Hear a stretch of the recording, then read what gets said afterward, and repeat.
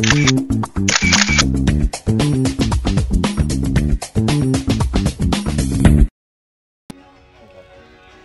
Jeff Burkholder, executive producer with CAworkshops.com. Back out here at the River Cats game, and God, it's getting hot out here. But what we're going to be talking about today is ISO.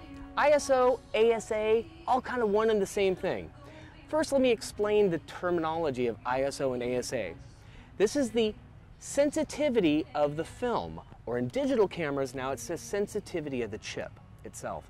ISO stands for International Standards of Operations. It's an international standard now, where ASA originally stood for American Standards Association. So that was, the US thing. When films became international, the world of Kodak and Fuji and Agfa, they decided they needed to standardize stuff, so they created the term ISO. At that point, everything became the same. So now when you buy 100 speed Fuji film, it's exactly the sensitivity as Kodak's 100 speed film. Where on a digital camera now, everything's still the same concept based on ISO and the sensitivity. The difference is now, it's the chip's sensitivity.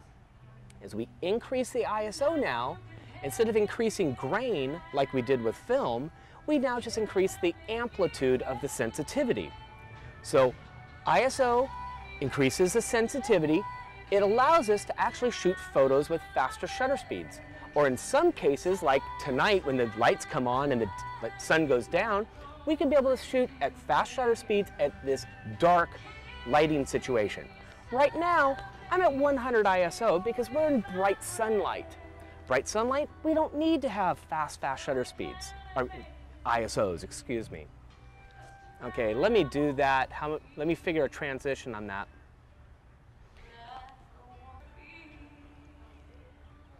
Okay, now out here we're out in bright sunlight, so we don't really need a high ISO. But when the lights dim and this place becomes darker, we're going to need to kick up that ISO so that we can have a faster shutter speed.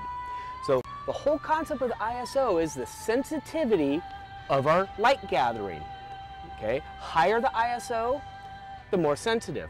Now ISO settings are in the range of 100, 200, 400, 800.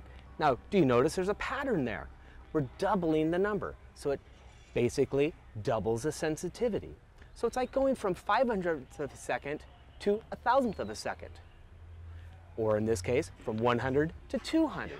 That's a one-stop increment, just like we have with the one-stop increment from 500 to 1,000th.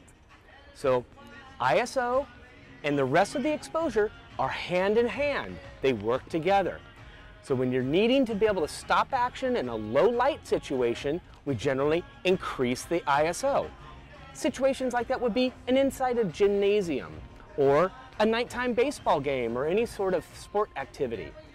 Or if you're in your house and you can't be able to use your flash or you don't have a flash, you would kick up your ISO. Increasing your ISO will give you more sensitivity of light for the gathering of your photo. The light sensitivity making your exposure. Other situations be like a museum where they say, you can't use flash in the museums. Kick up your ISO. By kicking up the ISO, you can now be able to take a picture with no flash. Or if you have a tripod, use a tripod. Now a lot of museums don't allow you to use tripods. So this is where a great little device called a monopod comes in. It's a single little device.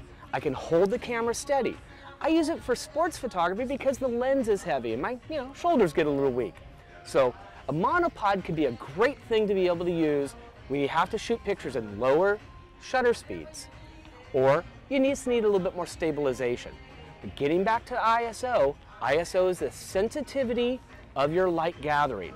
Higher ISO, more light gathering capability. Lower ISO, the slower the light gathering capability. Now one thing about digital, as we increase our ISO, we increase what's called noise.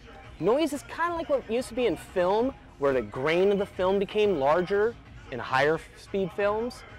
ISO, noise, is a little bit of artifacts that show up in your photos. It's not a bad thing, and there's great softwares out there that can be able to eliminate the noise.